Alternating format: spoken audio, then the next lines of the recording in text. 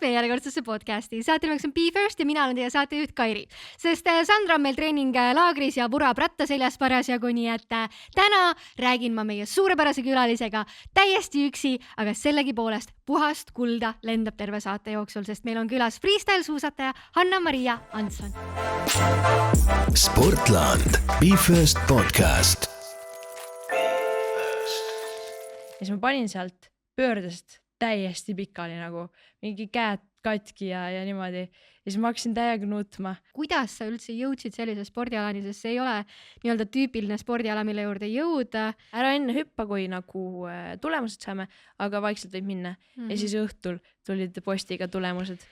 Ja siis oli, et nagu põhimõtteliselt need kõige halvemad uudised, mida nagu oli üldsegi karta. Sportland Be First podcast. Let's go! Tere! Ma lihtsalt lendasin kohe sulle peale, kas su vaim on valmis? Ütleme nii? Ütleme ta on, jah? No sina oled meie podcast'e varem kuulanud ka, ma saan aru. Küllaltki palju, jah. Ma isegi vaatasin, et ma olen umbes 21% ära kuulanud. Wow. Kuigi ma ei tea, kas see on palju, aga nagu ma olen mitmeid osasi nagu mitu korda kuulanud, nii et võib-olla see on nagu küllaltki arvestatav. Tegelikult, mis sul endal kõige lemmikum on olnud või mida sa oled nagu mitu korda kuulanud? No ma olen Kelly seda esimest koos isaga seda mitu korda kuulanud. Ja siis Katriin Huttuneni omaga. Oi, Katriin on ka ikka puhas pärl. On. Ei, no väga hea, see tähendab seda, et sa tead, mis sind ees ootab, et see ei tule sinu jaoks üllatusena, et me alustame igat podcasti esimeste mänguga. Jaa. Nii et mina alustan lauset, sina lõpetad ja täna küsin kõik küsimused mina, sest Sandra on treeninglaagris ja sureb kuskil ratta otsast tõenäoliselt. Jah. Esimene tänulikkuse hetk täna? Ma arvan see, et ma ärkasin ülesse ja ma tundsin, et ma olen hästi maganud. Sellel on natuke backstory ka, et nagu meil on kass ja tal on millegipärast tekkinud nüüd selline asi, et öösiti ta tuleb minu tuppa ja hakkab seina kraapima. Lihtsalt laseb seina peal niimoodi. Ja kõigepealt, kuidas ta üldse minu tuppa saab, on see, et me peame magama uksed lahti või nagu vähemalt natuke lahti, mis mulle ja mu emale tegelikult kummalegi ei meeldi. Aga põhimõtteliselt, kui me neid lahti ei jätaks, siis ta kraabiks neid terve öö. Ja tal on üldse kuidagi selline harjumus, et uks ei või olla kinni, isegi kui ta ei taha sinu tuppa saada, see peab olema lahti. Sest ta võib, kui see on kinni, siis ta hakkab seda kraapima ja siis sa lased sisse ja siis sa pead ukse uuesti kinni, siis ta hakkab seda uuesti kraapima. Nii et väga vahet ei ole, aga siis me peame uksed lahti magama. Ja siis ta tuleb kraapima, sest ma ei tea, kas ta tahab tähelepanu või praegu on kevad õues ja siis võib-olla tahab õue, mis iganes. Aga jah, siis me leiutasime sellise asja, et me panime lina mu ukse, teepisime mu ukse peale lina, et kui ta seda kraabib, siis ta ei kraabi ust katki, nii et nüüd ma magan uks kinni ja nüüd ma saan korralikult magada, nii et ma täna hommikul tundsin, et ma olen tõesti nagu korralikult maganud, nii et siis ma olin kohe tänulik. Mulle meeldib, kuidas nagu kass on ikka selline kuninganna või kuningas, et ta nagu paneb ise paika, kuidas asjad kodus peavad olema ikka. Ja, siuke drama queen. Ma mõtlen, koertega on ikka tavaliselt nii, et nad magavad oma pesas on ja või siukses puurikeses, aga kassiga neil ei ole nagu siukseid puuri lahendusi, et... Ja neid on nagu palju keerulisem õpetada ka minu arust. Kuigi ma olen TikTokis näinud mingit badass nagu smart cat'e, nii et järelikult tehtav, aga mul on hea meel, et sa said ilusasti täna magada. Pikalt sa tavaliselt magad üldse? Umbes 8 tundi üritan alati kätte saada. Tubli. Jah, see on nagu mul alati olnud, et see on hästi tähtis, eriti nagu spordi juures. Vahest lihtsalt jääb lühemaks, aga üritan seal niimoodi 8 tunni juures hoida. Kuigi ma vaatan mäletan nagu oma gümnaasiumit, siis koolitöö kõrvalt ikkagi 8 tundi saada oli päris raske. Kuidas sa seda hakkama saad? Sunnin. Või selles mõttes nagu mu ema on niimoodi väiksest peale öelnud, et kell 10 sa lihtsalt lähed magama, vahet pole, kas sul on tehtud või ei. Ja sa lähed magama ja siis kuidagi ma arvan, see on tekkinud nii, et ma nagu sain kõik asjad või mitte kõik, aga nagu üritasin võimalikult palju asju siis selleks ajaks päriselt tehtud saada ja siis ma lihtsalt läksin magama, sest mu ema ei tahtnud, et ma nagu õpiksin, sest mul on niikuinii selline kalduvus õppida pigem liiga palju ja liiga nagu korralik võib-olla olla ja siis ta lihtsalt ütles, et ei, nüüd lähed magama, siis läksin magama. Ülitark ema. selles mõttes, et kooli asjad on nagu, ei ole elus kõige olulisemad asjad ikkagi, et uni on ikka kuningas. Just. No nii, aga siit ma võtan siis järgmise küsimuse kohe. Esimesed trennid. Esimene, mis mul meelde tuleb, on vist mu esimene ujumistrenn. 1. klassi algus ma hakkasin tegelema ujumisega. Ma alustasin siis Rocca al Mare koolis oli anti ujumistrenne, kuigi ma ei käinud seal koolis. Aga jah, siis see oligi vist septembri alguses kuskil, kui ma läksin 1. klassi. Nii et mingi selline 2012 äkki, 11, mis iganes. Kuskil seal 2011, jah, sügis. Siis ma läksin sinna, siis ma mäletan, mul oli näts suus. Ja ma läksin koos emaga ja siis treener võttis meid nagu vastu. Ja siis ta kõigepealt näitas meile nagu selle, et kus on mingid riietusruumid ja kus on nagu bassein ja kust minema peab. Ja siis ma mäletan kuidagi seda, et mul oli näts suus, siis ma pidin selle ära viskama, sest ma läksin ujuma. Aga siis ma ei teadnud seda, et nagu sa ei tohi nätsuga ujuma minna, siis ma viskasin selle ära. See polnud probleem, aga jah. Kuhugile trennides vist ei ole mõistlik väga näts suus minna. Jah, pigem ei ole. Aga miks ujumine? See ei ole süge klassikaline spordiala, et kas sul peres on keegi ujumisega tegelenud või kuidas see sinu teele jõudis?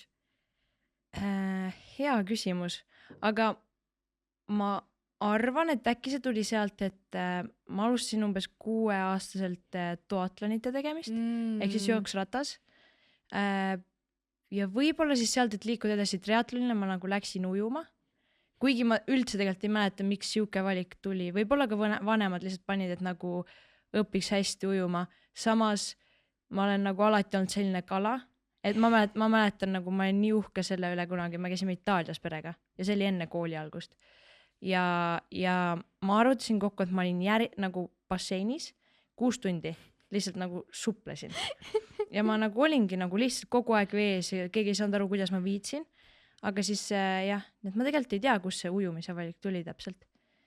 Aga jah, siis ma ujusin umbes 2-3 aastat ja siis ma läksin edasi triatlonisse. Ma olen väga su hingesugulane, ma tunnen ise ka ennast nagu kala, et kui ma vett näen, siis ma olen kohe kõige õnnelikum üldse.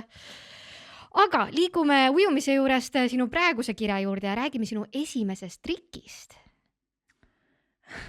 Ma usun, et tegelikult see oli siuke lihtsalt toru laskmine, aga ma väga ei loe seda trikiks. Ma pigem ütleks, et siis näiteks äkki nagu 1-8, ehk siis nagu, et lähed hüppesse otse ja maandud selges. Ja ma mäletan, et ma hakkasin seda õppima Kuutsemäel viimases hüppes seal, siuke väike hüpe. Ja mul polnud nagu õrnaimu, kuidas ühtegi trikki nagu suuskadel teha. Ja siis ma võtsin lihtsalt YouTube'i lahti. Stompid tutorials, kõik kes vähegi suusamaailmas teavad, siis nad teavad seda. Siuke ikooniline mees, kes õpetab nagu trikke. Vaat, ja siis võtsin selle lahti, siis hakkasin õppima.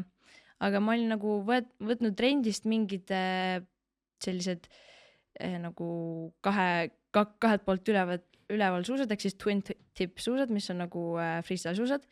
Ja need olid esiteks liiga lühikesed mulle ja ma ei teadnud nagu mitte midagi nagu suuskade mingi, et kui kõvasti need sul jalas peavad olema, ma lihtsalt, et nad võtsid mu kaalu järgi, eks ole. Aga tegelikult on nii, et freestyle suusad peavad nagu väga palju kõvemini jalas olema kui nagu tavalised mäesuusad või nagu tavaliselt trendis sulle pannakse. Nii et iga kord ma siis tegin seda 1-8 ja esiteks no ma ei osanud ka väga ja siis ma maandusin kogu aeg nagu suusa ninade peale ja mul lendasid need iga kord mõlemad jalast ära. Ja siis ma vaatan seda videot, nagu teen enda arust täpselt niimoodi ja siis lihtsalt ei tule ja siis ma nagu päevade 5 üritan seda seal teha. Iga kord nagu plaksti lihtsalt suusad lähevad jalast ära. Ja jah, et nagu ma ei andnud alla, aga see oli jah, ma vist ühe korra äkki maandusin selle ära. Kui üldse, aga ma mäletan, et terve selle tripi jooksul ma nagu ei suutnud väga sellega hakkama saada, aga siis ma pärast sain teada, et nagu suuskadel ongi see, et sul peavad need kõvemini kinni olema ja siis siis ma olin targem. Kas see nagu sellel hetkel, kui sa seal ukerdasid, ei olnud kedagi mäe peal, kes oleks nagu, vaene tüdruk, tule ma näitan sulle, kuidas need asjad käivad? Võib-olla isegi oli. aga keegi mulle ütlema küll ei tulnud. Ühesõnaga keegi appi ei tõtanud. Ei. Oh issand jumal, kui meil on nüüd siin kuulajaid, kes on professionaalsed mingid lumelaua ja suusatajad, siis aidake inimesi mäe peal, kes alles õpivad. Jah, iga kord pidin ise seal oma suusad kokku korjama ja Aga mis hetkel sa nii-öelda YouTube'i õpetustest said päris treeneri käe alla? see oli nii, et ma sain teada, et Nõmmel on mägi. Vana sa olid siis? See oli 2018. Jah, detsember. 4 aastat tagasi alles. Eks ma olin 13. Ja siis ma sain teada, et Nõmmel on mägi mingi 10 aastat olnud lihtsalt. Ja siis ma põhimõtteliselt, see nüüd veits kattub jah, sellega, et kuidas ma siis üldse suusatamise juurde jõudsin, aga nagu ja ma sain teada, et seal on mägi, ja siis ma põhimõtteliselt sain teada, et seal on ka juhuslikult trenn ja siis ma sinna läksingi nagu siuke grupitrenn ja siis sealt ma sain nagu nii-öelda esimese treeneri. Sa võid võib-olla isegi natukene rääkida sellest, kuna see oli üks kõige populaarsemaid küsimusi, mis meil siin fänni küsimuste all tuli, et kuidas sa üldse jõudsid sellise spordialani, sest see ei ole nii-öelda tüüpiline spordiala, mille juurde jõuda, et kuulsid, et Nõmmel on mägi, aga nagu miks sa sinna mäele minna tahtsid? Jah, no ütleme siis seda alguses, et ma olen nagu ülisportlik olnud väiksest peale, nagu kõik asjad sobisid, vahet pole, et nagu keegi võis anda mulle, kui mul oli igav, kui üldse seda juhtus, siis anti mulle mingi pall kätte, ma võisin nagu tunde lihtsalt veeta nagu sellega lihtsalt. Aga ja sellepärast ma ka nagu proovisin väga palju erinevaid spordialasid, nagu ma ütlesin, et ujumine, triatlon, eks ole, ja siis sealt veel tegelikult väga palju asju olen läbi käinud. Aga ma tundsin nagu alati seda, et kui ma mingi aja tegelesin ühe spordialaga, siis ma tundsin, et ma ei taha trenni minna või nagu see ei ole see päris. Ja siis üks kord, ma arvan, et äkki ma olin umbes 10, siis ma nägin intervjuud Kelly Sildaruga siis. Ta oli äkki siis umbes 12. No tegelikult ma ei tea, kas need vanust on täpselt õiged, aga umbes mingi selline ajavahemik. Ja ta ütles seal midagi sellist, et tal ei ole kunagi ühtegi päeva, millal ta ei tahaks trenni minna. Ja siis ma mäletan seda nii hästi, minu jaoks oli see nagu siuke wow hetk, et mis mõttes, et kuidas see võimalik on, et ma nagu iga kord lähen sinna mingi basseini, mingi ma ei taha minna. Ja siis ja siis ma kuulasin seda ja siis ma mõtlesin, et wow, et miks minul nii ei ole. Ja ma arvan, et see suusatamise juurde jõudmine võib-olla tuli nagu alateadlikult sealt, et see hakkas mind mõjutama kuidagi, sest pärast selle intervjuu nägemist ma käisin veel nagu mitmeid trenne läbi. Aga siis oligi, ma arvan, et umbes äkki 6. klassi alguses, ma täpselt aastat ei mäleta, 2016 aasta avati Spot of Tallinn ja siis sinna tuli freestyle suusatamise trenn. Nad siis hüppavad batuudil ja sõidavad rulluiskudega sinna poroloongkasti. Ja ma ei tea kust, aga ma olin nagu, et ma tahan sinna minna. Ja ma umbes sain sellest ka teada nii, et mul keegi sõber ütles, et siuke keskus avati ja siis ma mingi läksin sinna kodulehele ja siis ma nägin, et seal on wow trennid, eks ole. Ja see tundus nii põnev. Ja siis ma ütlesin oma vanematele, et ma tahan sinna minna. Ja nad olid nagu, ei, see on liiga kaugel. Sest ma elasin Kakumäel siis ja see on nagu Peetris, nii et nagu põhimõtteliselt täpselt teisest Tallinna otsas. Ja siis ma olin mega kurb. Ja siis ma olin nagu, okei, ma lähen siis kergejõustikusse. Same, but yeah, just. Ja siis ma läksingi kergejõustikusse. Ja siis, kui ma 2018 aastal detsembris sain teada, et Nõmmel on mägi ja nägin, et seal on trenn, siis ma ütlesin, et ei, ma lähen sinna ja keegi ei ütle mitte midagi. Ja siis ma läksingi sinna ja ma alustasin siis 2019 jaanuari alguses. Kas sa täna natuke mõtled ka, et ei oleks võinud ikka pushida, et ikka kohe sinna Spot of Tallinnas või lihtsalt tuimalt ise bussiga kohale sõita ja pärast vanematele rääkida? Ja täiega mõtlen. Või no ikka on alati see, et miks ma varem ei alustanud või miks see varem minu juurde ei tulnud. Aga noh, eks siis pidi nii minema ja. Aga jah, ma arvan, et see Kelly video nägemine on nagu alateadlikult seda mõjutanud. Kas selles spordialas on üldse nagu oluline, et kui vanalt sa alustad, et kas see, et Kelly alustas seal 5-aastasena, andis talle mingisuguse suure eelise või tegelikult ei ole vahet, et mis iganes hetkel võib õppida ennast väga heaks? Ma arvan, et kindlasti on vahet. Selles mõttes, et see spordiala on ka selline, et see ei kesta nagu nii kaua, kuigi eks nii-öelda tippsportlased ikkagi paljudel aladel lõpetavad niimoodi umbes 34-5 ajal, eks ole. Aga ma arvan, et see, et kui sa alustad väiksena, siis see annab sulle nii palju rohkem juurde, et esiteks sul on rohkem aega, teiseks sa väiksena õpid palju kiiremini neid asju ja siis see ka veel, et väiksena võib-olla sa ei tunneta seda hirmu nii väga ja sul ongi, et kui sa kukud, siis sa võib-olla ei saa nii palju haiget, sest suuremana sul on nagu massi rohkem ja noh, võib-olla see pea ütleb ka, et nagu võib-olla ei ole mõistlik. Et jah, ma arvan, et väiksemana alustada on ikkagi annab palju juurde. Okei, no nüüd me saime juba korraliku taustasüsteemi kaardistatud siin, aga meil on veel esimeste mäng pooleli. Jah. Nii et ma hüppan tagasi sinna ja järgmine küsimus on siis esimene ebaõnnestumine. Jällegi, noh, eks esimestega on üldse see, et mida sa oled näinud pildil ja siis mis sa mõtled, et nagu, noh, et sa tegelikult ei mäleta seda, aga sa mõtled nagu pildile nii-öelda tausta. Aga mis mul meelde tuli, oli see, et ma sain vist äkki 6. sünnipäevaks sellise suure tüdruku ratta. Ja siis ma läksin kohe õue, sest mul on aprillis sünnipäev.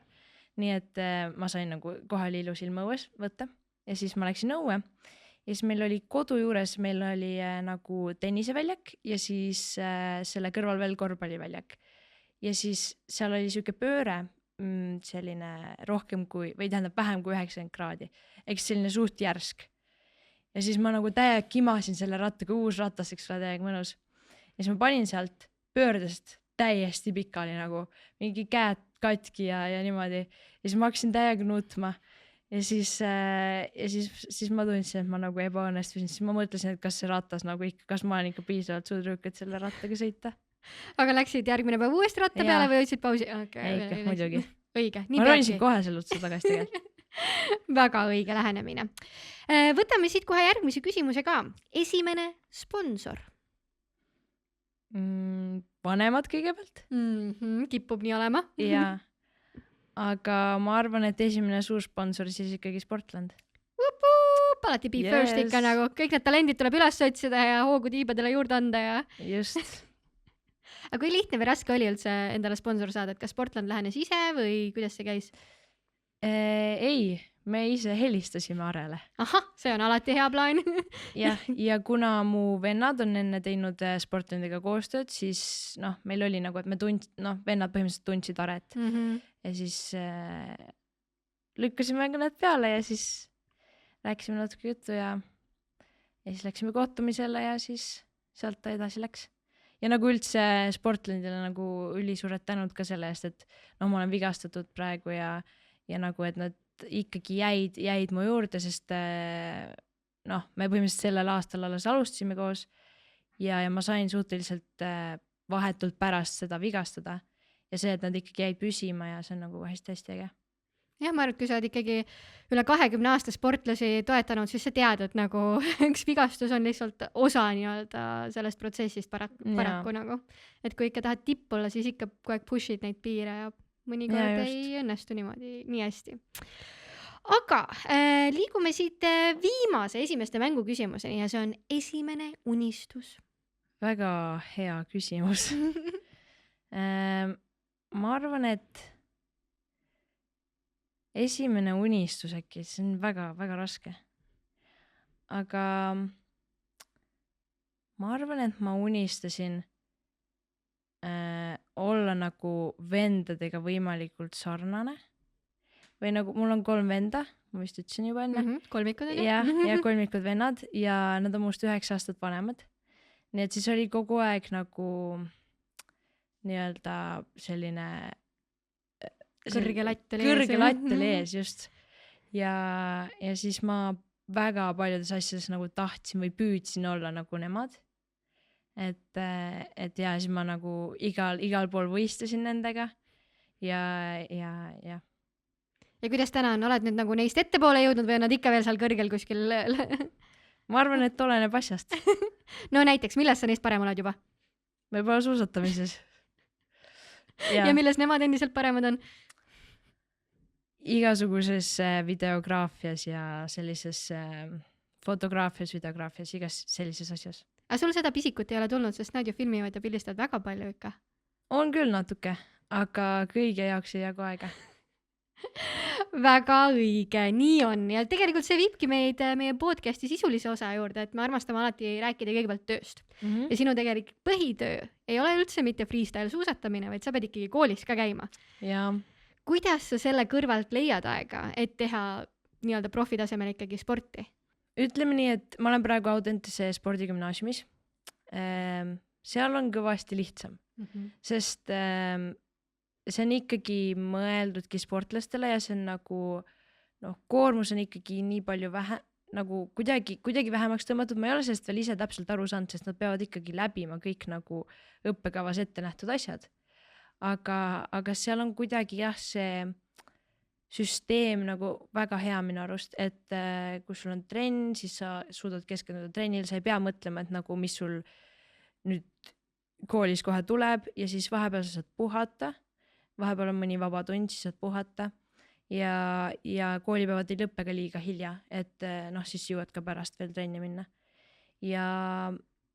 Aga enne seda ma olin Audentese e-gümnaasiumis selle aasta algusest, kuna jah, ma elasin vahepeal välismaal ja siis see oli küll väga-väga keeruline, sest kuna ma olen ka osa saanud siis distantsõppest põhikooli lõpus ja tegelikult ka 10. klassis, siis ma väga nagu arvasin, et e-õpe sobib mulle hästi.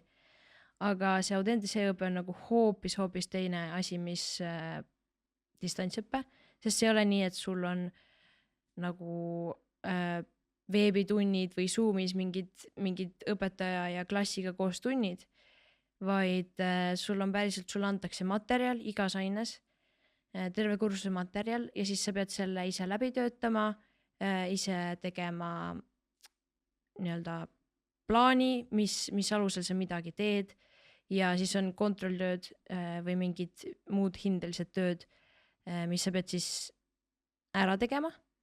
Aga nii-öelda seal on eeldatavad tähtajad nendel töödel, aga tegelikult, kui sa seda selleks tähtajaks ära ei tee, siis ei juhtu sinuga mitte midagi.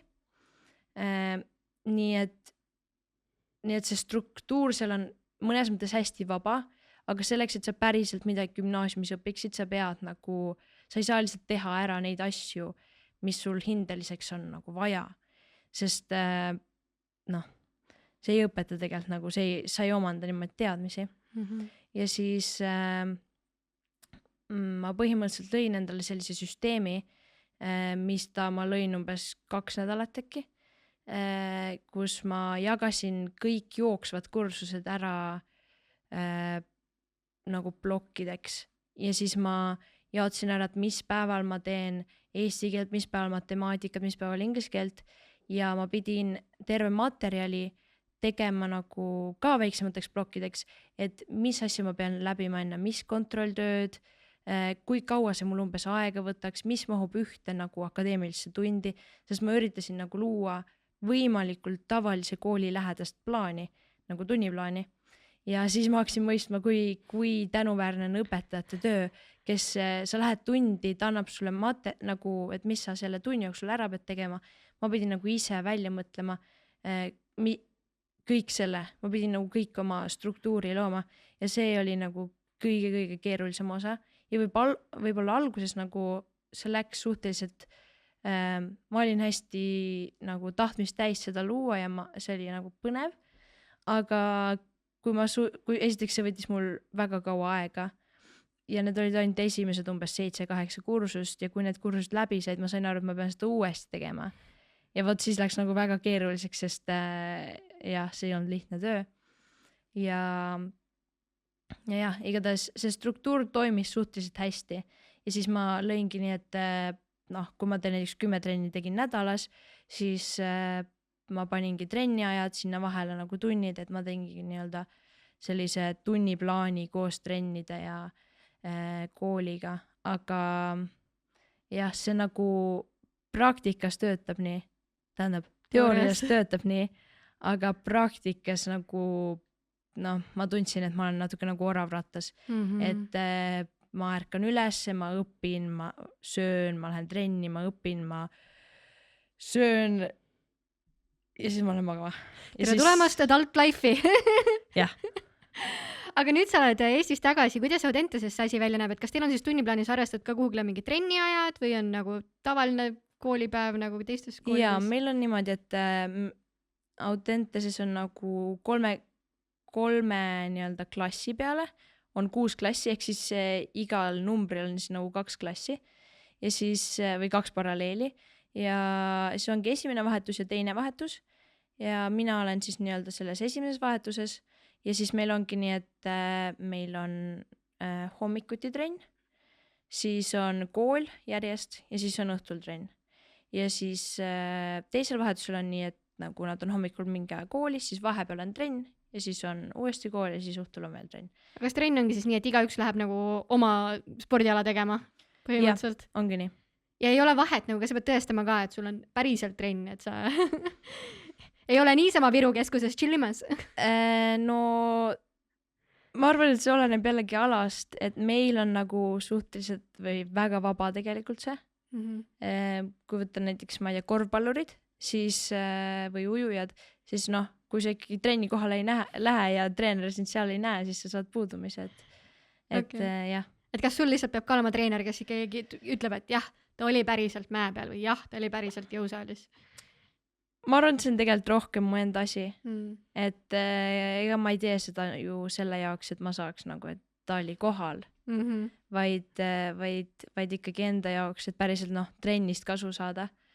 Aga jah, ma arvan, et meil see võiks nii olla kindlasti, sest see nagu arendaks seda, et see sport liigub ka nagu nii-öelda selle poole, et ei ole nii, et ma lähen siis, kui tahan päris, vaid nagu mingi süsteem või mingi plaan nagu ikkagi võiks olla. Aga kui sa saaksid, noh tegelikult sa teoreetiliselt saad ka valida, et kas sa oled kunagi mõelnud, et äkki üldse nagu gümnaasium sinna paika jätta ja mitte teha seda ja vaid keskenduda ainult spordile? Kusjuures ma ei olnud sellele kunagi mõelnud ja siis üks päev ma lihtsalt kõndisin tänaval, läksin bussi peale ja siis mõtlesin, et aga äkki ma peaks üldse gümnaasiumi pooleli jätma, siis ma saaks nagu täiesti keskenduda spordile, aga ei, see ei ole ikkagi asi, mida ma tahan teha. Et haridus on nagu mulle väga oluline ja noh, gümnaasium on ikkagi minu arvates nagu see, mille võiks kindlasti ära lõpetada. No lisaks sellele, et sa kooli kõrvalt pead praegu trenni tegema, on sinu spordialaga veel selliseid nii-öelda raskeid momente, et teadupoolest meil Eestis ei ole siin väga palju mägesid, meil ei ole väga palju seda lumeolusid, et kuidas sa üldse saad nii-öelda trenni teha regulaarselt kogu aeg, et mis sa teed, kui väljas on kevad? No kui me üldist pilti vaatame, siis põhimõtteliselt talvehooajal me suusatame, kui lumi sulab ära, siis me teeme jõusaali, tegelikult ka talvehooajal, et me ei suusata ainult, peab ka hoidma seda üldfüüsilist vormi. Ja siis me igatahes lume vabal ajal nii-öelda, me sõidamegi näiteks rulluisku, Spotov Tallinnas me treenime hästi palju, et me sõidamegi rulluisuga, põhimõtteliselt hüppame nagu porolongasti, teeme sinna oma trikke ja asju, batuudid. Siis noh, mina isiklikult treenin ka vastupidavust, sest jällegi ma arvan, et see on oluline selleks, et kui on pikad treeningpäevad mäel või võistluspäevad, siis sa pead nagu vahest vastu pidama pikalt ja siis noh, lihtsalt on hea seda ka treenida vahest. Ja no ongi jõusaal ka, eks ole, kogu aeg, põhimõtteliselt aasta ringi. Ja siis noh, ma eelmine aasta hakkasin veelauda ka sõitma, mis on nagu, annab ka tegelikult palju juurde, just sellele, üks asi on nagu see hirmu pool ja siis teine asi on kõik nagu trikid on ka, et see on küll laud, veesuuska ma kindlasti ei tahaks sõita. Ma just mõtlesin, et miks sa laua valisid, et kui sa freestyle suusataja ikkagi. Ma ei tea, mul on nii, et nagu lume peal mind laud üldse ei tõmba. Ja vee peal mind nagu suusk üldse ei tõmba. Aga ma arvan, et vee peal on see ka sellepärast, et Eestis enam väga keegi ei sõida veesuuska. et siin olid küll tegelikult ka meistrivõistlused ja asjad olid veesuusas, aga nüüd on kõik laua peale üle läinud. see näeb lihtsalt nii palju coolim välja. jah, aga igatahes jah, et veelaud annab nagu ka seda, et noh, neid spinne ja noh, kõik saltod ja kõik asjad tegelikult, see baas on nii-öelda suhteliselt sama ja see on nagu väga hea asi tegelikult, mida nii-öelda suvisel ajal teha, kui suusatada, kui ei suusata. No aga isegi kui meil on talv, siis meil on ainult 2 küngast siin Eestis. Kas sellest piisab selle jaoks, et olla tipptasemel suusataja ikkagi? Ei. Aga mis sa teed siis? Kas sa pead käima mingites välismaa laagrites või kuidas sa selle lahendanud oled? Jah, noh, ma olen käinud nüüd rohkem välismaal. Ega ma ei ole ju tegelikult väga pikalt tegelenud üldsegi. Aga jaa, et õnneks on eelmine hooaeg oli nagu lume mõttes väga hea. See hooaeg ma ei ole lihtsalt suusatanud Eestis üldse. Aga jah, et kui olid, näiteks üle-eelmine hooaeg oli nagu täiesti kohutav. Meil oligi, Eestis ei olnud ju lund ja meil oli Nõmmel niimoodi, et meil oli selline võib-olla 50 meetrit pikk lumelapp. Ja siis seal oli 1 toru, vahepeal oli 2, siis kui lumi nagu natuke oli rohkem lund, siis lihtsalt sõitsidki nagu tundide viisi, seal oli siuke väike tõstuk, siis sõitsid tundide viisi seda ringi ratast niimoodi. Aga no see nagu vajab tegelikult suurt sellist ikkagi pühendumist, sest see ei ole nagu lihtne niimoodi, et noh, sa vaatad, mida nagu maailmas tehakse, kus nagu hüpatakse ja mis nagu võimalused inimesel on ja siis sa oled nagu seal oma 50 meetri peal, eks ole. Ja sellel hooajal me ei saanud üldse hüpata, sest hüppeid lihtsalt nagu ei olnudki Eestis nii palju lund olnud ja see hooaeg oli jah keeruline, et pidigi, ma tegelikult ei käinud ka väga palju välismaal, sest see oli ühtlasi nagu see, kui märtsis hakkas koroona ja siis kõik nagu nii-öelda mõned planeeritud reisid või laagrid jäid nagu ära. Ja jah, aga noh, nüüd ma olen käinud rohkem, et ikkagi see, et kui tahta nagu jõuda nii-öelda sinna maailmatasemele, siis paratamatult Eestis nagu neid hüppeid ei ole, tegelikult ei ole ka väga häid reile või noh, selles mõttes sa saad nagu baastaseme nagu siin väga heaks sõita. Aga ma tunnen, et see vahe, kui sa lähedki näiteks Eestis oled harjunud, sa võid oma pargiga olla väga harjunud ja kõik tegelikult, noh, Eestis ei olegi neid parke nii palju, et sa võid olla kõikide parkidega üpris harjunud. Aga siis sa lähed välismaale mingitele võistlustele või midagi ja siis reilid on nii kõrgel, nagu reilidele peale minevad hüpped on nii väiksed, sa ei ole nagu harjunud tegema oma trikke sellistel obstaklitel ja siis selle jaoks ka on väga oluline nagu saada Eestist välja ka harjutama. Aga miks Eestis ei tehta siis nagu selliseid reile ja selliseid obstaakli lahendusi nagu välismaal on? Sest pargi kontekstis ei ole see mäekõrgus ju nii oluline, et seal on lihtsalt ju jupid vaja õiget panna. Ma arvan, et see on natuke seotud sellega, et Eestis ei ole nii palju nagu neid sõiteid.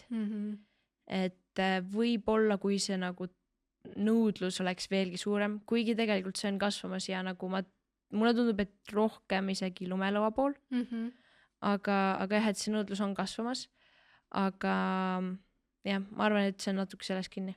Peab Kellit hakkama mudima, et ta peab varsti tegema oma Eesti pargisi ja ise oma nimelise panema täpselt siuksed obstaklid nagu vaja on, et see oleks päris cool projekt. Kõik lendavad platsi, täiesti kindel selles. Aga sa oled iseenesest olnud ka pikemat perioodi nii-öelda Põhja-Soomes selle jaoks, et trenni teha, et kust siuke otsus sündis ja kuidas see protsess välja nägi? Ma teadsin suhteliselt nagu palju aega juba tagasi, et ma tahan minna Eestist välja just sellepärast, mis ma just rääkisin ja keegi vist mainis, et Põhja-Soomes Rugal on siis akadeemia ja siis ma hakkasin ise selle kohta uurima, ei olnud lihtne, kõik on soome keeles ja siis tõlkisin seal Google Translate'iga neid veebilehti ja asju ja siis ma kirjutasin neile jah, et see oligi siis nii-öelda aasta aega tagasi umbes jah, ja siis tähendab tegelikult aasta aega tagasi ma sain juba teada, et ma nagu lähen sinna, aga igatahes umbes niimoodi talvel eelmine aasta ma sain ma hakkasingi rohkem uurima selle kohta, ajasin põhimõtteliselt kõik nagu ise välja, kõik uurisin, et millised nende treeningplaanid on, põhimõtteliselt kõik nagu info ja ma rääkisin ka sealsete nagu suusatajatega, et kuidas neile meeldib, kuidas nad toime tulevad ja nii edasi. Ja siis ma olin põhimõtteliselt nende kontaktis ja siis kuna ma ei saanud koha peale minna, kuna meil oligi see, eelmine aasta oli veel lukus sellel ajal vist piirid või midagi sellist ja siis ma saatsin neile põhimõtteliselt videosi või nad nagu vaatasid videote põhjalt nagu mu suusaleveli ja siis nad saatsid mulle sellise listi mingite harjutustega, mis ma siis nagu filmisin, mingid üldfüüsilised harjutused nagu neile, et nad umbes teaksid, mis seisus ma nagu üldfüüsiliselt olen.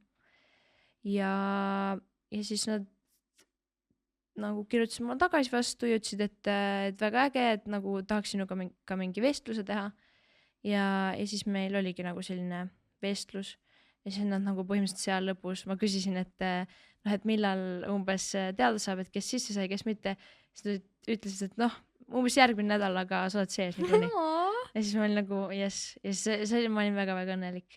Ja see oligi see aastaga tagasi ja siis ma hakkasin vaikselt ettevalmistusi tegema sinna minemiseks, aga tegelikult ma ei olnud 100% otsustanud kuni suveni või kuskil suve keskel äkki ma otsustasin selle ära, et ma reaalselt lähen sinna, sest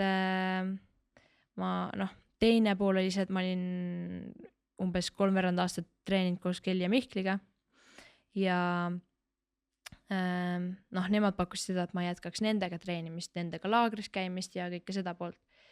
Ja ma ikka nagu kaalusin, et kumba ma tahaks, sest ühelt poolt nagu emotsionaalselt oleks kindlasti olnud lihtsam jääda nendega, sest nad on head sõbrad ja nagu see on selline väike punt ja nagu suhteliselt lähedane.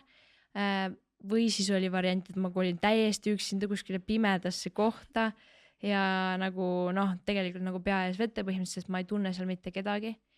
Ja siis me nagu istusime maha, me arutasime, panime plussid, miinused mõlemale poole, eks ole. Ja siis lõpuks jäi see Ruga versioon peale just sellepärast, et me vaatasime, et Kellil on olümpiahooaeg tulemas ja et see ilmselt läheks keeruliseks lihtsalt nende treeninglaagrite ja asjade ühildamine. Ja nüüd ma tegelikult olen nagu tänulik, et ma läksin Rugale ikkagi, valisin Ruga sellepärast, et vaadates, kui tihe oli Kelly hooaeg ja ta käiski tegelikult võistlusest võistlusele, mis tähendab, et mina ei oleks tegelikult treenida saanud, sest meil on lihtsalt natuke nagu erinevad vajadused, pluss mina ei saa nagu treenida samas pargis, kus temal on võistlus. Ehk siis nüüd ma nagu see nii-öelda läks reaalsusesse, nii et me tegelikult tegime õige otsuse. Ja siis ma sattusin sinna. Kaua sa seal akadeemias olid nüüd siis? 2 kuud. 2 kuud full on ja mida sa siis kujutas endast, et oli 2 kuud iga päev kütet? Tegelikult ma pidin seal olema terve aasta, aga jah, see pidi tähendama seda, et 2 kuud full kütet, aga tegelikult reaalsus oli selline, et ma põhimõtteliselt ei saanud mitte midagi, mida nii-öelda lubati. Õnneks see podcast on eesti keeles, et nad vist ei kuula seda.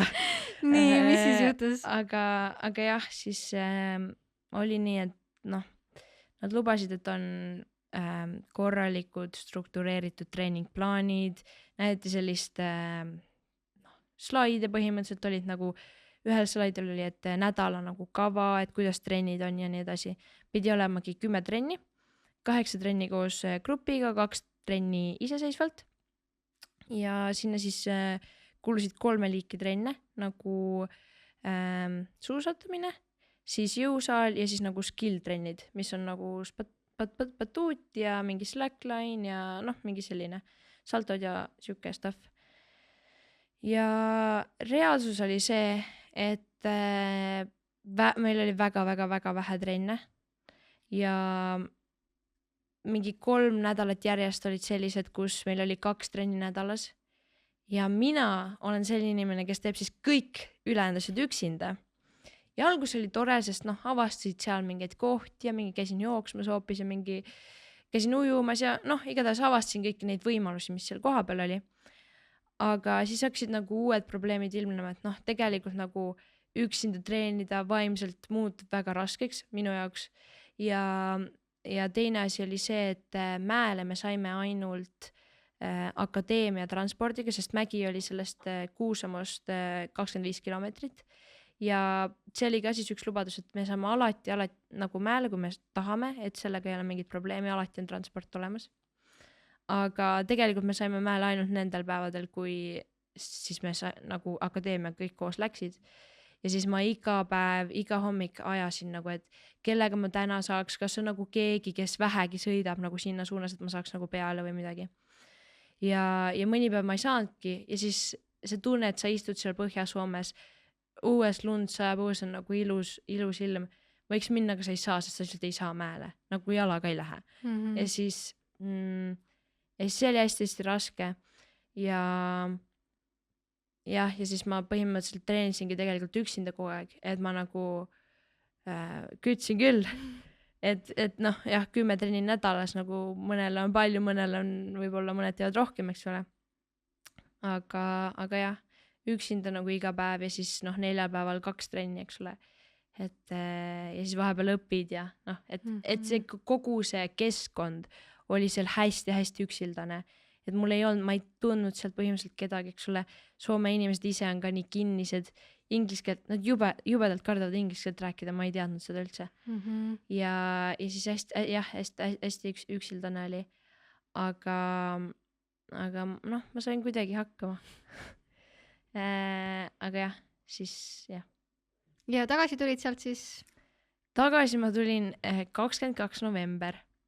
Sellepärast, et ma tulin operatsioonile tagasi, sest ma olin saanud vigastada ja siis ma tulingi, tegime otsus, et ma kolin tagasi, siis oligi põhimõtteliselt nii, et nädal aega enne sain MRT tulemused, uuringu tulemused ja siis nädal aega hiljem me juba olime kõik asjad kokku pakkinud, mu isa sõitis mulle järele. Ja siis panime terve korteri kokku ja sõitsime juba tagasi. Ja siis 23. öösel jõudsin tagasi, mu ema sünnipäev. Ja siis mu ema ütles, et sünnipäeva kingitus tuli koju ise. Nii armus. Sa Sportland Magazine'is mainisid, et kui sul vigastus tuli, siis sa ei olnud kõige paremas headspace'is mäel olles. Et mis sul siis seal peas käis ja mis juhtus? No ütleme, et see oligi kogu see olukord, mis seal oli. See üksinda olemine, siis nagu samas ka lootusetuse tunne, et ma arvasin, et ma olen nii nagu hea koha välja valinud, aga siis tegelikult nagu ei ole seda. Ja siis ma mõtlesin, et aga mis siis edasi saab, ma jälle mingi raisatud aeg, eks ole. Siis kõik nagu mõtled, et ma olen juba nii vana, et ma nagu... sa oled nii vana, issand, anna, ma ei tea, mis me suga pihta hakkame, sa oled ikka... Igatahes kõik sellised ennast nii-öelda maha nagu tegevad mõtted ja siis ma ütleks, et tegelikult see lootusetuse tunne oli see kõige nagu suurem, et ma mõtlesingi, et ma tulen Eestisse ära, enne vigastada saamist üldsegi, et ma tulen Eestisse tagasi, et miks ma siin olen, et ma võin kodus ka üksinda jõusaali minna, vähemalt ma nagu elan perega või midagi sellist. Aga jah, siis ma arvan, et see vigastada saamine oligi nagu tulenes sellest, et ma mentaalselt tegelikult ei olnud nagu selles õiges kohas, et üldse nagu trenni teha võib-olla. Saan aru, et sa tegid mingit treili asja ja siis maha tulles oli... Ja ma tegin reili peale ühte trikki, siuke kõrgem reil. Ja siis ma olin nagu terve õhtu tegelikult seda teinud ja mul tuli nagu hästi välja. Ja siis ühel korral ma lihtsalt tulin natuke varem maha. Ja oligi nagu, maandusin natuke halvasti. Ja ma maandusin selles mõttes nagu okeilt, et ma oleks saanud ära sõita, aga see nagu oli hästi valus. Ja siis oligi läinud. Okay. Jah, ma viskasin pikali kohe ja siis jah. Aga kuidas sellega nüüd oli, et kui sa uuesti reili nägid, kas oli nii nagu rattaga, et läksid kohe uuesti peale või oli ikka natukene hirm? Ma ei ole sõitnud, ma ei ole suusa peale saanud. Üldse saanud, õige see taastada alles ikka veel, on ju. Aga mis sa ise arvad, kuidas sul mindset saab olema, kui sa nüüd esimest korda mäele uuesti lähed? Ma arvan, et alguses on raske. Nagu praegu ma tegelikult annan Nõmmel nagu, ma olen abitreener ja siis ma siis suunan teisi, kes tahavad trikke õppida. Siis ma ise mõtlen, et oh my god, et ma peaks seda tegema, et wow, või noh, ma mõtlen nagu jah, et oma trikke nagu läbi hästi palju, kui teised teevad mingeid asju. Siis ma mõtlen nagu, kuidas mina täpselt neid teeks ja mul käib nagu hästi-hästi tunnetuslikult kehast kõik asjad läbi. Ükskord oli nii tore, ma filmisin kedagi ja ta ei pööranud nagu ära nii, kuidas ta pidi. Ja ma filmisin nagu mingi 3 korda ja iga kord, kui ta pidi pöörama, aga ta ei pööranud, ma tegin nagu sellise liigutuse. Ja siis me niimoodi naersime, sest nagu noh, et mul käibki nagu tunnetuslikult nii läbi, et ma nagu pööran ise oma kehaga ja siis jah, see oli naljakas. Aga jah, siis tegelikult selle vigastusega veel oligi nagu see, et selle samal päeval, kui ma sain vigastada, ma nagu magasin ja ma ei maga kunagi päeval. Ma ei nagu suuda kuidagi päeval magada ja ma magasingi mingi 2 tundi, sest ma olin nii füüsiliselt koormatud sellest, sest ma olin vaimselt koormatud. Ja siis ma rääkisin treeneriga, et või tähendab, kõigepealt ma mõtlesin ise, et äkki ma ei peaks täna trenni minema ja mul jääb nagu igaveseks see meelde, et ma mõtlesin, et äkki ma peaks täna trenni minema. Aga kuna meil oli nii vähe trenne, siis ma olin nagu, et ei, mis asja, et nagu ma lähen ikkagi. Ja noh, kuna see oli suusatrenni, siis ma muidugi nagu alati tahtsin sinna väga minna. Ja siis ma läksin trenni ja ütlesin treenerile ka, et nagu noh, ta tegelikult teadis, mis seisus ma olen, nii et me seal arutasime, et ma võtan täna nagu rahulikumalt, suurt hüpet ei hüppa, sõitsingi ainult nagu reile ja väikseid hüppeid. Ja siis mul nagu mingi hetk kadus see kurnatus ära või nagu ma ei tundnud seda enam, sest mul tulid trikid välja, mis oli nagu tegelikult üllatav, aga jah, mul tulid asjad välja ja ma noh, kuidagi see mindset läks ka nagu natukene rõõmsamaks ja siis jah, tegelikult tegin oma asju nagu väga hästi ja siis üks hetk oligi nii, aga ma arvan, et see ikkagi noh, jällegi see mõte, et äkki ma ei peaks minema. Aga noh, niimoodi tagasi vaadata. Ja muidugi. Kuidas sul praegu taastumine läheb? Hästi. Sest sul oli ACL, on ju? Ja mul oli ACL, ristatisida siis eesti keeles, eesmine ristatisida.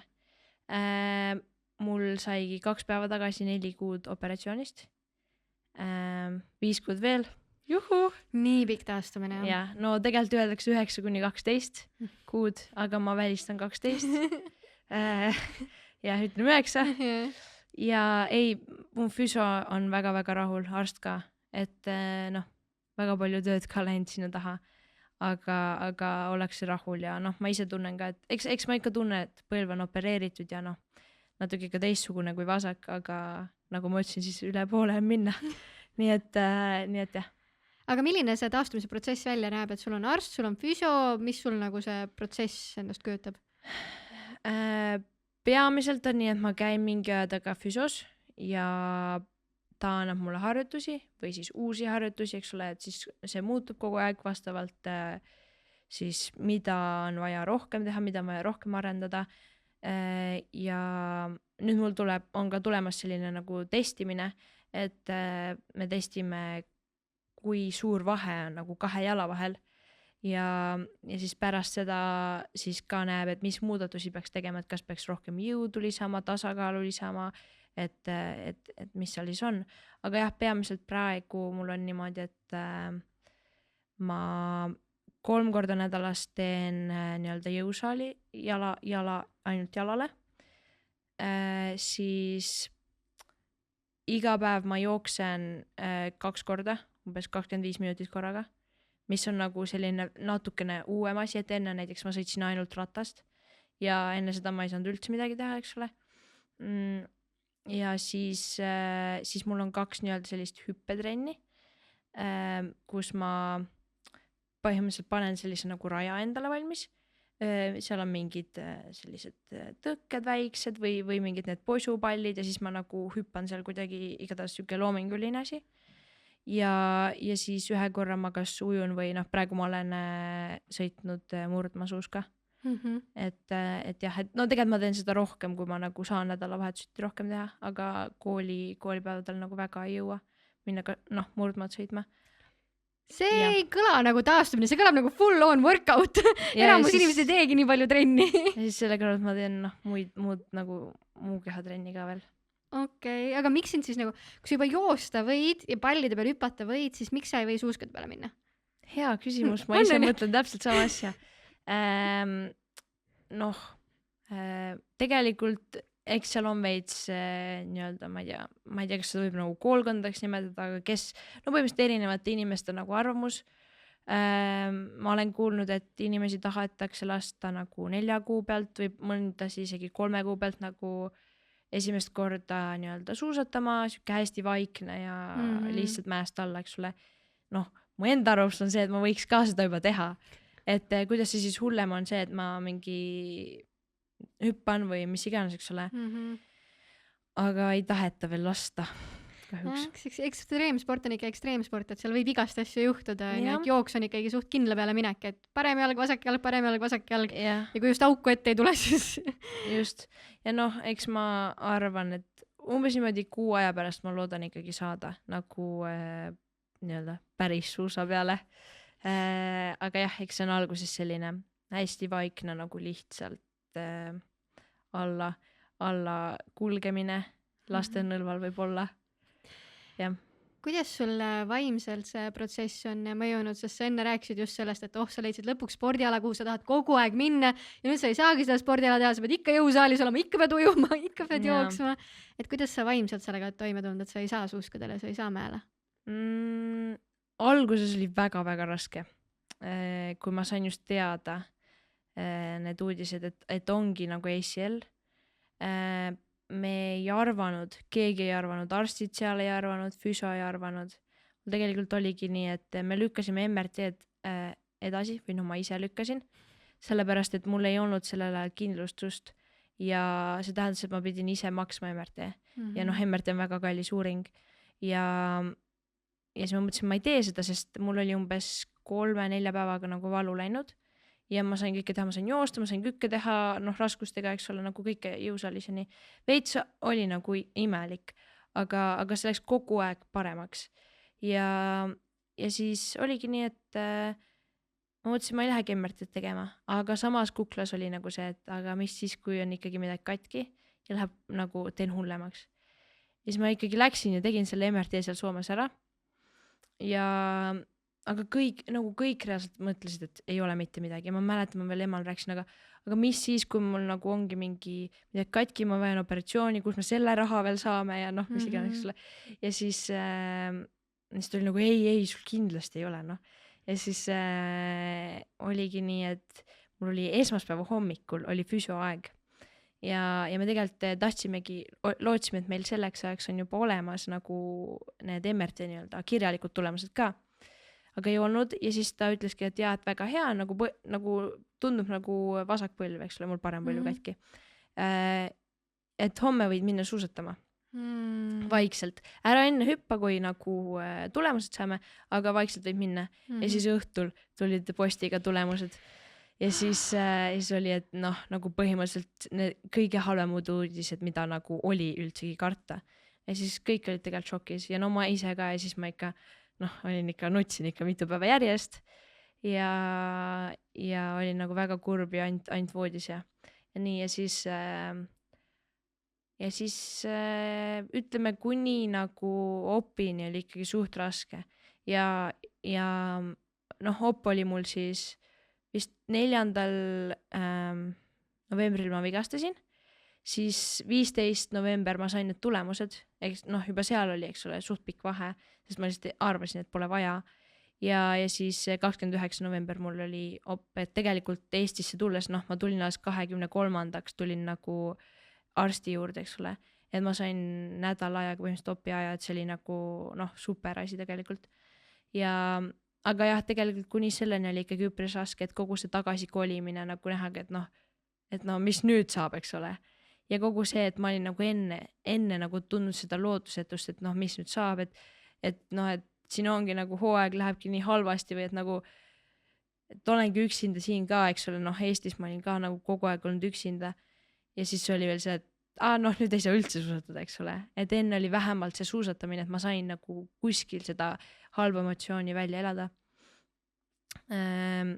Aga jah, ja siis tegelikult pärast operatsiooni ma arvasin, et mul läheb nagu palju keerulisemaks, sest no siis sa oledki nagu põhimõtteliselt voodisse aheldatud mingi väikse perioodi, aga tegelikult ma hakkasin seda nägema, et läheb kergemaks ja läkski nagu kergemaks kogu aeg järjest ja siis noh, nüüd ma ei ole ikka nagu, ma ütlekski sellest nagu opi järgsest ajast väga nagu mõelnud selle peale, et mis saab või nagu, et nii noh, et terve hooaeg jäi vahele ja kõik väga olulised võistlused, eks ole.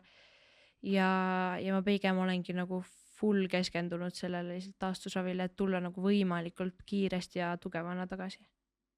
Kas te Kelliga olete ka rääkinud sellest, et kas ta andis ka mingeid nippe, et kuidas see taastumise protsess üle elada?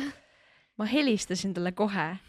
See oli niimoodi, ma sain teada, füsio rääkis mulle seletas kõik rahulikult lahti ja siis ta oli esimene inimene, kelle ma helistasin. Ja siis ma nagu täiesti nutsin ja siis ta oli nagu, ta ei saanud midagi, ma ei tea, kas ta sai aru, aga nagu ma lihtsalt nagu üritasin rääkida, aga ma nutsin ja siis ta oli noh, et rahu, see pole üldse nii hull. Ja ma olin nagu, mis mõttes?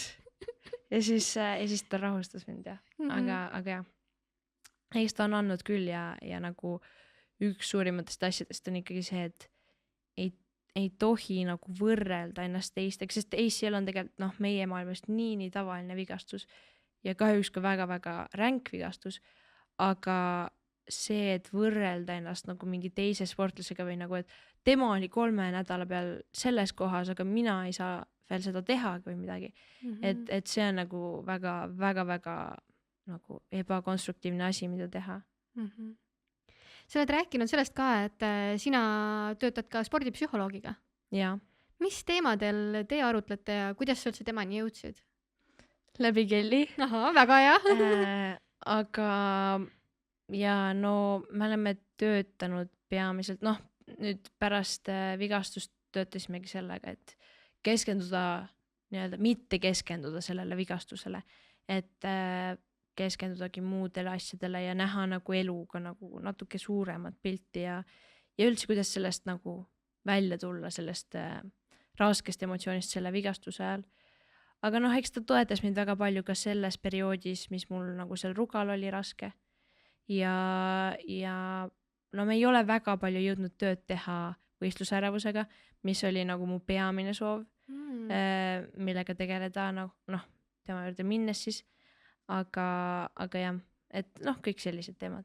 See on nii äge kuulda, et tänapäeva noorte jaoks on täiesti normaalne, et mul ongi spordipsühholoog, ma tahan ju kõige parem olla, et otse loomulikult ma lasen tiimi endale sükse inimese. Aga mis teema sul selle võistlusärevusega siis on? Väga suur võistlusärevus ja see on hästi huvitav. Mul on, see on nagu selline mu üks kõige raskemaid asju, ma arvan, suusatamise juures.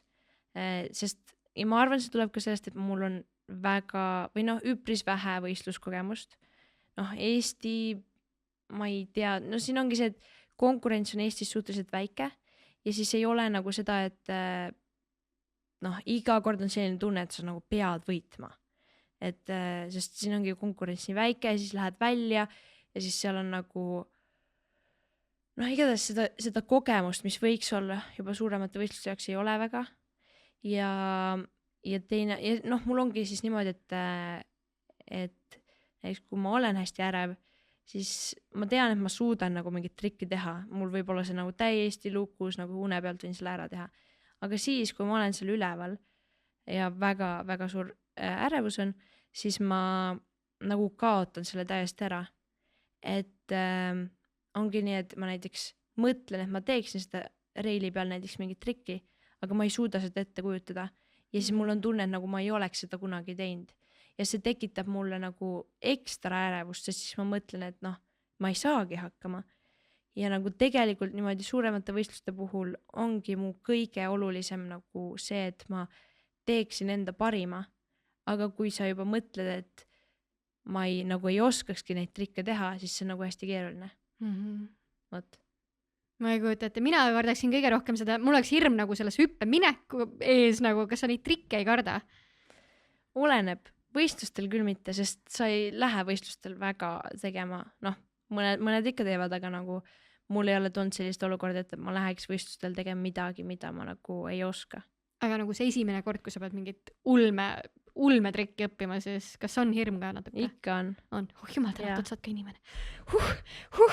Ma mõtlesin, et ma olen ainus, et ma vaatan seda väikest kikkerit ja mul juba jalad värisevad natukene. Ei, ikka on hirm. Ikka. Aga kuidas sa sellest üle oled? Ma ei tea, see on lihtsalt proovimise asi. Kui sa teed ühe korra ära, no okei, kui väga halvasti läheb, siis võib-olla on suurem hirm. Aga nagu ikkagi valdavalt on see, et sa saad selle ühe korra selle, noh, tunde kätte.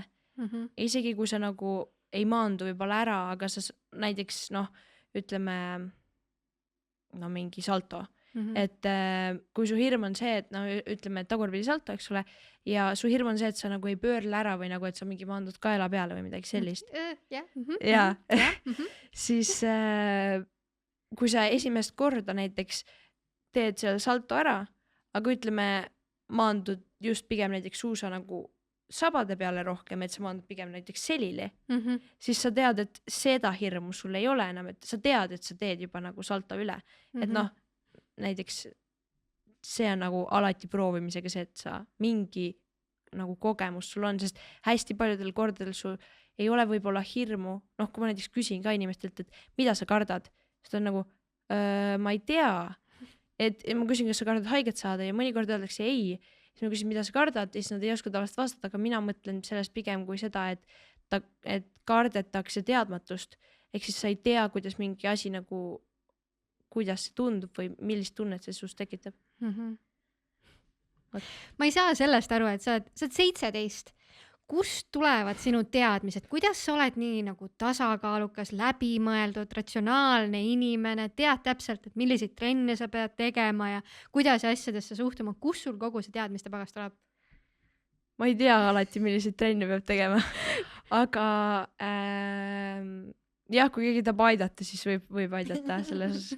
Aga ma ei tea, ma arvan, et see on ikkagi perekondlik kasvatus.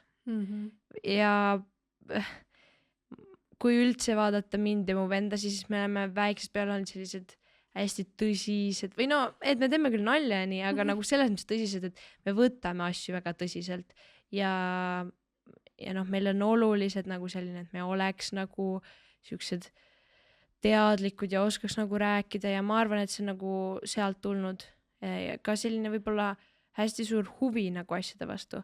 Et iga asi nagu huvitab ja tahaks teada saada ja tahaks nagu osata vastata ka inimestele, mitte nii, et kui keegi küsib nagu, et mingi ajaloo teemalise küsimus, siis sa oled nagu, mis see on. Et midagi vähemalt teada. Kas sa treeneritelt julged ka küsida, et miks me seda teeme? Mitte alati, oleneb treenerist. Nii, milliselt treenerilt sa julged küsida? Selliselt, kes ei ole liiga karm. Ma arvan, et ma ise ei vaja treenitavana üldse karmi nagu kätt, sest ma olen ise nii motiveeritud ja ma arvan, et minul nagu väga karm käsi pigem no see mulle nagu vaimselt ei mõju hästi, ma arvan, et see pigem tõmbab mind sellest poolest alla, et jah, pigem sellist hoolivamat suhtumist ja võib-olla ka nagu ma arvan, et nagu kiitmine tegelikult on treenimise osas nagu hästi oluline, et jah, et noh, inimene areneb ka nagu sellest, et ta tegelikult saab kiitust, mitte seda, et kui sa ütled, et tubli, et siis ta jääbki nagu sinna, aga et ma arvan, et see on pigem koht, mis arendab. Kui lihtne või raske on üldse freestyle suusatajana leida endale treenerit? Kohutavalt raske.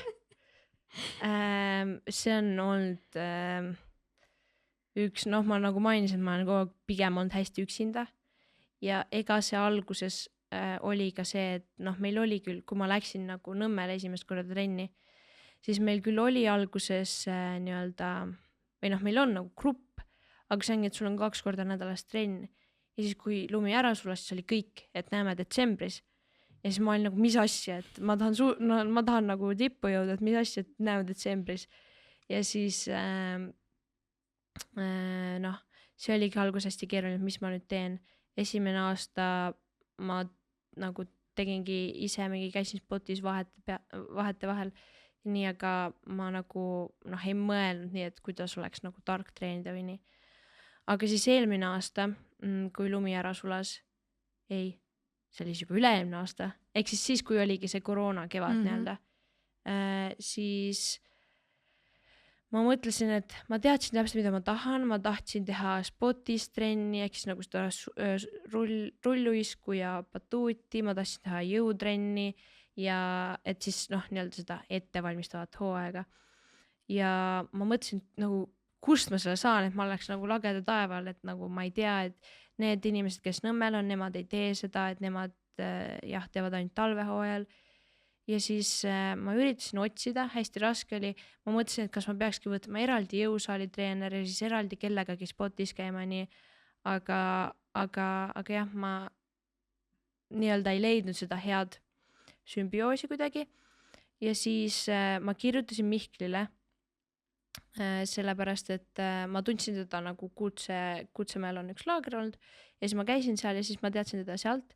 Ja ma kirjutasin talle lihtsalt selle jaoks, et küsida, et nagu nõu, et kuidas üldse leidagi treenerit või mida peaks nagu tegema nii-öelda siis selles off-seasonil nii-öelda.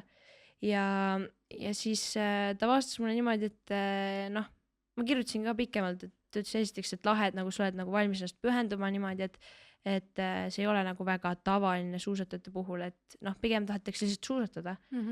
Aga jah, ja siis ta ütles, et et me siin Kelliga mõtlesime, et võiksid põhimõtteliselt meiega treenida. Siis ma olin nagu, what? Ja siis ma mäletan, ma olin maal ja siis meil on maal suht nagu madalad laed ja siis ma nagu reaalselt sõna otseses mõttes hüppasin lakke. Ja siis ma olin nagu hästi-hästi õnnelik ja siis sealt ma nagu alustasin nendega treenimist.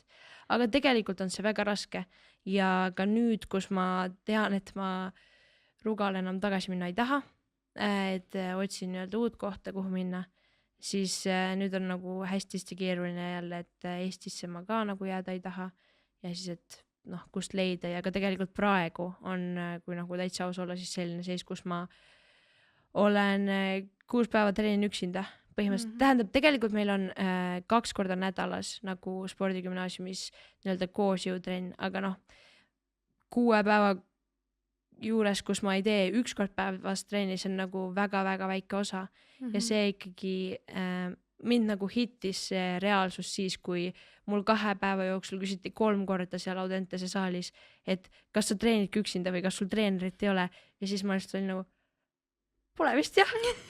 Aga jah, et eks see on natuke raske ja nüüd ma tegelikult näen nagu väga palju vaeva, et leida uut kohta ja uut nagu sellist süsteemi, sest ma ise olen nagu hästi siuke plaani inimene, et freestyle suusa maailmas, ma natuke olen nagu mustlammas, et pigem on see, et kõik on nagu chill ja äge ja et lihtsalt sõidame suuska ja vaatame, mis me tahame teha, aga mul on kuidagi see, et nagu mul on vaja mingit kindlat plaani ja kindlat teed, kuidas nagu jõuda nii-öelda tippu. Ja et ikkagi nagu korralikult sellist treeningstruktuuri. Mis sul hetkel see plaan on, et aasta-aastalt, et mis järgmiseks ette võtad? No praegu ma põhimõtteliselt otsingi nii-öelda akadeemiat välismaal, et ma olen vaadanud nagu Norrat, Rootsit, Austriat, Šveitsi, et põhimõtteliselt üritan nagu kõikidelt kohtadelt vastused saada, siis panna suurele paberile plussid-miinused, vaadata, mis on nagu kõige parem koht ja siis nii-öelda valida välja see ja loota, et ei lähe samamoodi nagu eelmine kogemus. Ja ma saan aru, et sul on ikkagi plaanid siin on ju, tahaks punkte saada, et MK-le, siis MM-ile ja mis aastaks me siis olümpiale minna tahame? Milano Cortina 2026. No nii, see tuleb ju tempoga peale, et siin on hakata kiirelt toimetama. No ma loodan, et sul läheb see õnneks, et saad ilusasti olümpiale ka minna. Aga me oleme väga palju rääkinud nüüd sinu tööst. Me ei ole üldse mitte millestki muust rääkinud, aga ma võtan paar küsimust teistest valdkondadest Muidugi. ka. Kuna meil on ikkagi tegu sellise spordialaga, mille puhul on vaja lund ja meil on ikkagi kliima soojenemine, mis tähendab, et seda lund on ja ei ole ka. Kui palju sina mõtled keskkonna peale oma igapäevas? Väga palju. võib-olla liiga palju või no ma ei tea, kas liiga palju saab mõelda, aga ma nagu tunnen vahest seda, et ma ei oska teha nii palju, kui ma tahaks teha. Me sorteerime prügi, eks ole, ja noh, poes ma ei võta kunagi nagu neid väikseid kilekotte, ma tean, et kilekotid otseselt ei ole halvad, aga noh, ei pea panema banaani ei ole kilekotti. nii palju vaja See lihtsalt. on jah, ja et just ja eks ma ise nagu esiteks ei sõida nagu noh, autodega ei lase ennast transportida, et ma mingist eluhetkest, noh, ma elasin Kakumäel, aga meil oli see, et vanemad viisid kooli kogu aeg Vanalinna, ma käisin Vanalinna hariduskolleegiumis ja siis ma mingi hetk ütlesin ei, ma käin bussiga ja siis ma käisin bussiga ja nüüd ma elan linnas ja nüüd ma käin nagu võimalikult paljudes kohtades nüüd, kui talv ka ära lõppes rattaga, et üritan seda nagu ka rohkem sisse tuua ja noh, bussiga ma liiklen ka ikkagi väga palju ja jah, see Sa oled võtnud endale teise ekstreemspordi veel Tallinnas jalgrattaga. ja siis tegelikult tulesid ma ka ei põleta kodus liiga palju, et kui noh, toast ikka ära lähed, siis ei jäta tuld põlema. Nendes tubades, kus ei viibi, tuli ei põle ja jah. Sa tundud nii teadlik noor. Kuidas me saaksime teha nii, et kõik noored oleksid nii teadlikud, et nad mõtleksid oma kehal, oma tervisele, oma haridusele nii palju nagu sina? Olge vähem telefonis. Lugege rohkem raamatuid. See nipp ei ole vist ainult noortele, see on vist kõigile, sest ma tundsin küll praegu väga ennast ära. Ei, tegelikult võite telefonis olla, aga lugege siis midagi tarka või õpetlikku või vaadake videosi. YouTube'is on väga palju õpetlikke ja ägedaid videosi ja tegelikult igal platvormil, jah. Selle kohta on tegelikult päris palju uurimustöid ka, et kuidas neuroloogiliselt meile mõjub info tarbimine raamatust versus telefonist, et soovitatakse ikkagi valida see raamat või audiobook, et see ei ole, tekitab ikkagi natukene fookuse probleeme ja ärevuse probleeme, kui telefonist tarbida. Ja, kindlasti. Nii, ma mõtlen, kas ma võtan siit ühe küsimuse veel. Ma võtan ühe küsimuse siit veel, enne kui ma hakkan tasapisi siin fännidele sõna andma. Kui sa saaksid nipsust muuta midagi Eestis, mida sa muudaksid? Ma arvan, et ma kuidagi tahaksin inimesi rohkem ühendada. Et oleks rohkem seda, et öeldakse tere või räägitakse jutuga nagu võõraste inimestega võib-olla. Et jah, nagu välismaal käies, näha neid erinevaid kultuure ka absoluutselt nagu, käisin just Šveitsis ja seal oli üks prantsuskeelne küla ja siis seal nagu kõik inimesed ütlevad sulle tere. Ja ma olin nagu alguses korraks nagu, alati oli pigem see, et inimene ütles sulle ja siis sa ütlesid kiiresti vastu. Mitte nagu vastupidi, sest ei ole sellega harjunud. Aga kuidagi jah, inimesi nagu ühendada, võib-olla rohkem Eestis. Ja natuke ka seda, et nagu mõeldaks võib-olla natuke rohkem teiste peale ka.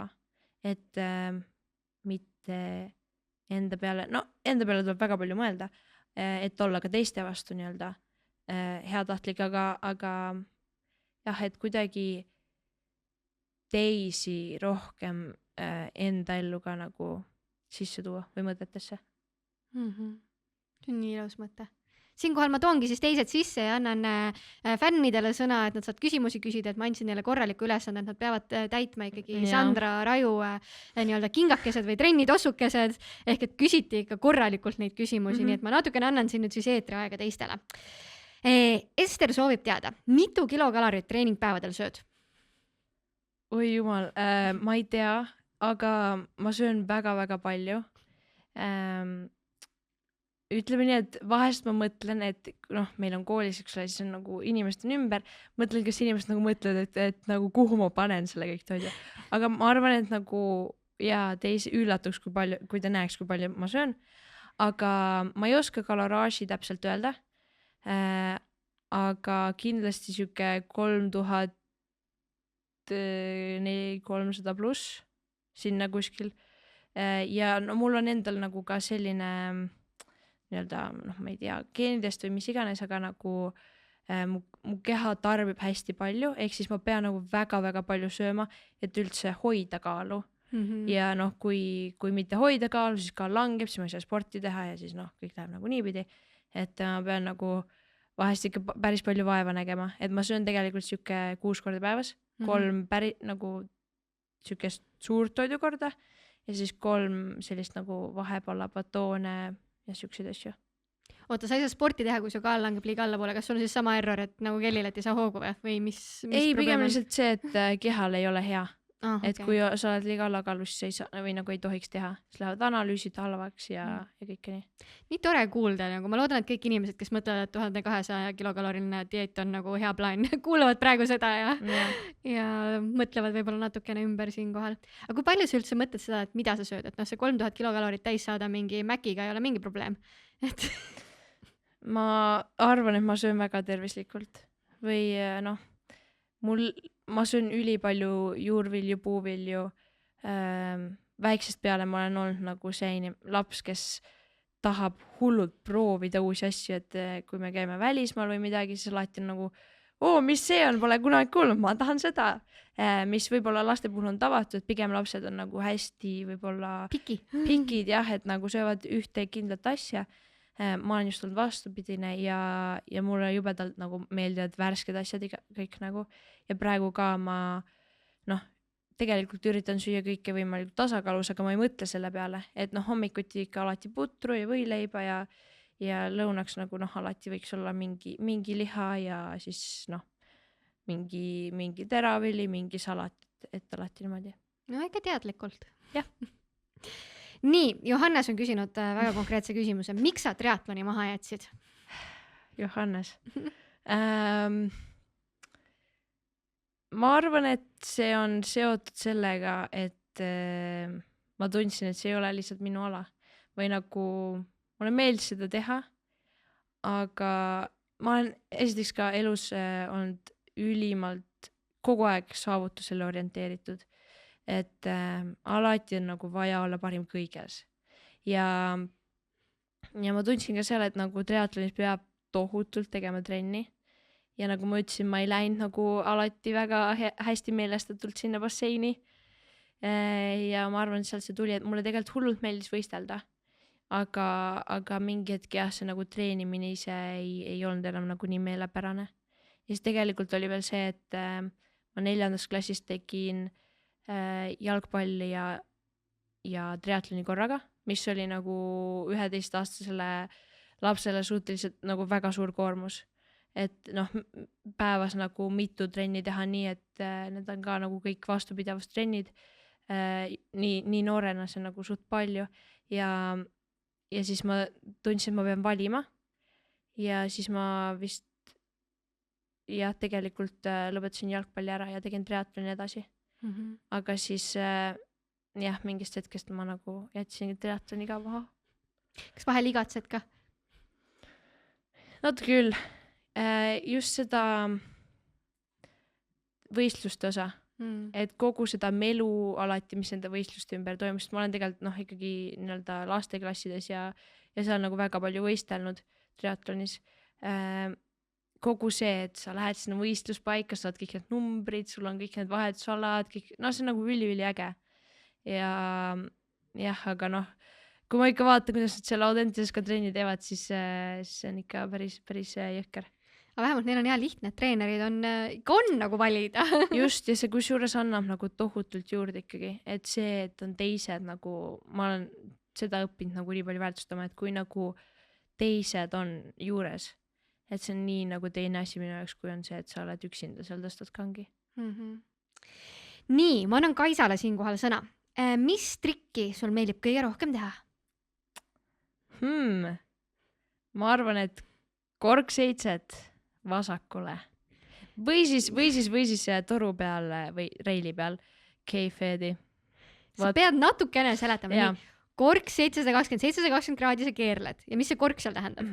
Kork on siis, põhimõtteliselt on, kui hästi lihtsustatult võtta, on nagu 3 sellist erinevat pöörlemis nagu Suunda? Mitte suunda, aga ütleme, et igatahes on nagu otse spinnimine, kus sa oled nagu, et pea on üleval. Siis on nagu saltod, kus sul käib pea jalgalt läbi ja siis on nagu korgid, peod, mistid, kõik siuksed asjad, mis on nii-öelda spinni ja flipi nagu kokku pandud. Ehk siis sa ei ole kordagi nagu pea alaspidi, aga sul ei ole ka pea üleval, ehk siis sa oled nagu kõikide nende ajal mingi hetk nagu maaga horisontaalselt, ütleme umbes nii. Ja siis kork on siis nagu tahapoole. Siuke trikk, kus sa oled vahepeal niimoodi. Okei. Võite YouTube'idele korra vaadata, saate aru, mis pidi, aga mul juba nagu jutu järgi oli see keeruline, et ma ei kujutate, mis tunne seda õhus võib olla veel teha.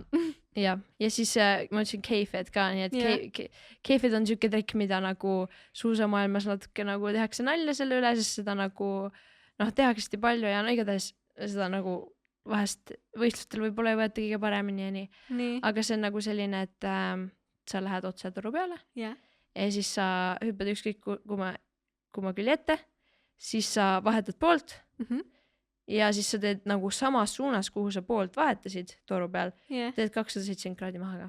Ahah, okei. Ja see on siuke hästi mõnus trikk, mis mul on nagu nii lukus, et ma võin seda nagu üles ärgata ja siis teha ja siis sellepärast see on nagu siuke mõnus. Okei. No ma loodan, et siin sai Mirjam ka vastuse, sest tema tahtis teada all time lemmiktrikk reilidel. Ma oletan, siis ongi see K-Fed. Jah. Nii, järgmine. Millist tuge ja inspiratsiooni sa oma vendadelt saanud oled? Väga palju. Ma arvan, et meie suhe vendadega või minu suhe oma vendadega on nagu tohutult hea. Ma olen tegelikult seda suht palju rääkinud, et ma ei tea, millal me üldse kunagi tülitsenud oleme. Et kui küsida, siis ma reaalselt ei tea, sest ma arvan, et väiksena keegi võttis mänguasja ära, võib-olla siis mingi nääklesime niimoodi, eks ole. Aga ma ei ole kunagi nagu mingi karjunud nende peale või nagu kuidagi nagu tülitsenud. Et me oleme alati nagu ülihästi läbi saanud ja nad on mind nagu megalt hoidnud. Ja eks ma arvan, et seal see tülitsemise asi on ka sellepärast, et meil on vanusevahe suht suur. Ja siis kui mina juba kasvasin suuremaks, siis nemad olid nagu vanemad ja siis me nagu selline hästi mõnus õhkkond on alati olnud. Ja nad on ka olnud hästi sportlikud, eks ole, ma arvan, et ka sealt on tulnud nagu minu selline spordipisiki nagu me oleme koos teinud, jooksmas käinud ja muid asju teinud ja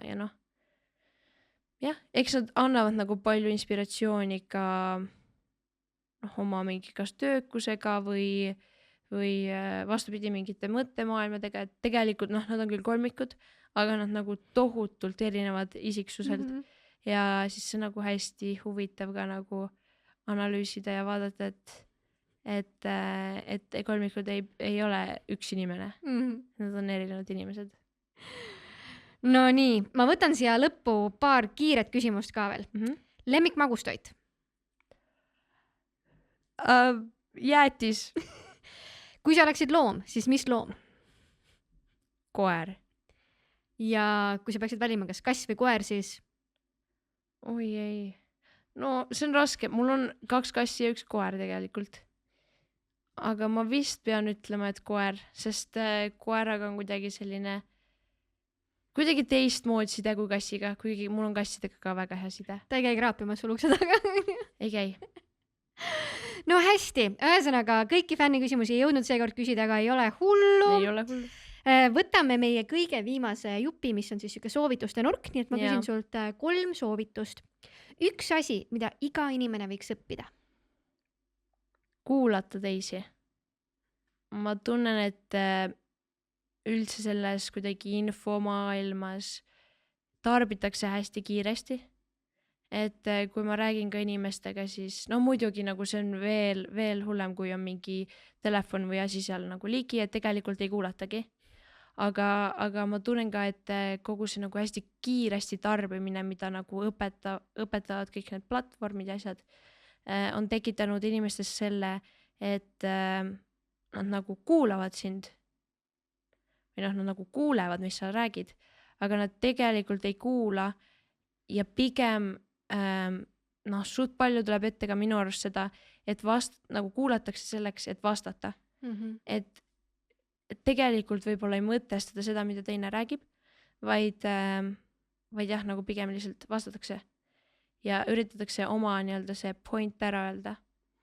Et jah, ma nagu väga tahaks seda, et rohkem, mitte et ma ise seda oskaks hästi, aga et inimesed nagu paneks võib-olla natuke rohkem tähele ja nagu mõtleks selle peale, et päriselt kuulata ja nagu võib-olla isegi mitte vastata, aga kuulata. See kõlab nagu väga äge väljakutse, et võtame ühe päeva, kus me kõik laseme niimoodi, et rahulikult nendel vaikuse pausidel tekkida, et inimesed saaksid lõpuni rääkida päriselt ja alles siis reageerima asjadele. Jaa. Nii, üks teos, mida võiks tarbida. Raamat, podcast, näidend, muusika. Ma ise loen nagu tegelikult suht palju, nii palju, kui nagu mul tegelikult aega jääb. Ehk siis kindlasti mitte nagu, et ärge küsige, et mitu raamatut ma aastas loen. Aga ma loen nii palju kui võimalik ja ka nagu ma ütlesin, siis võib-olla mitte alati raamatut, aga siis nagu mingit artiklit või mingit uuringut või mis iganes. Aga nii, et ma ei hakkaks otseselt soovitama mingit kindlat teost, aga ma ütleks, et võib-olla Tänupäevik. Et võib-olla kõik võiksid proovida kasvõi. Ma tean, et kõigile kindlasti ei sobi, aga et kasvõi mingi 3 või 2 või isegi 1 asi päevas nagu, mis te võtate mingi väikse päeviku või mingi notes'id telefonis või mis iganes, mis kellelegi paremini sobib. Ja kirjutate nagu ühe asja, mille eest olete näiteks selles päevas tänulik. Kas endale või kellelegi teisele või maailmale. Kus sul see harjumus tuli? Tegelikult koos spordipsühholoogiga. Ja tegelikult mu ema on mulle seda nagu juba väga kaua tahtnud maha müüa. Ja mul ei hakanud see üldse toimima, mul ei meeldinud seda teha, see oli nagu asi, mis ma tundsin kuidagi, et nagu ma pean seda tegema. Ja see on lihtsalt, et ma iga õhtu siis võtan selle märkmiku ja siis avan selle. Ja siis olen nagu nii, mis asjad, mis ma pean mõtlema, okei, nii sein on valge, ma olen tänulik, et sein on valge. No igatahes, et see ei olnud nagu orgaaniline, et see tuli nagu sellest, et ma lihtsalt pean midagi ütlema. Aga siis nüüd, kui mu spordipsühholoog, see oli nagu tegelikult selle vigastusega seotud, et leida seda tänu nagu päevas, mis ei ole suusatamisega seotud, sest ma tundsin üli palju seda, et ma ei tunne maailmast mitte millegi üle rõõmu, sest see on nagu kogu aeg olnud suusatamise peal.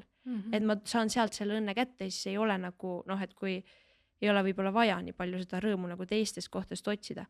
Aga siis kuna see asi langes ära, siis ma sain aru, et on vaja nagu leida mingid muud asjad ka.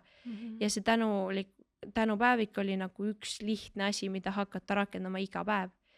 Ja siis ma ostsin endale ilusa märkmiku, kus on sees nagu 7 päeva, mitte nagu kuupäevaliselt, ehk siis ei ole nagu seda, et kui peaks vahele jääma, siis et sa on nagu mingi, mul on nii palju vahele jäänud, eks ole. Vaid jah, igatahes nagu lihtsalt nädalpäeva nimetustega. Ja siis ma hakkasin seda 1.